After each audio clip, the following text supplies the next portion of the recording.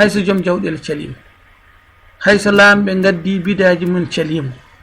onon yonta joni o on ɗon kandaraɗe pewntol ɗum ɗon saabu goo ko hisde e banggue bakkatuji wadde ko weeli Allah wasde neɗɗo mum kadi wasa jawdi mum woni yimɓe so tawi mayrama so guenay so gasi ene jooɗo lebbi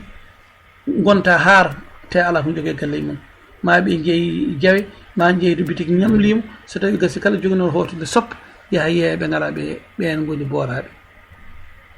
ko neɗɗo waɗanaka e gurdam mum so wiyama ne waɗe e mayde mum worti sakkanade ɗum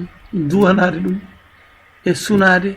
e wallide ɓesgu mum kono ɗo miski noon so tawi neɗɗo waɗani so wona ha yiye ha nane naata ɗiɗon galleji gonɗi e sunnu ene waɗa toon ko weela bandiraɓe ko bakkatuji mawɗi gon ɗon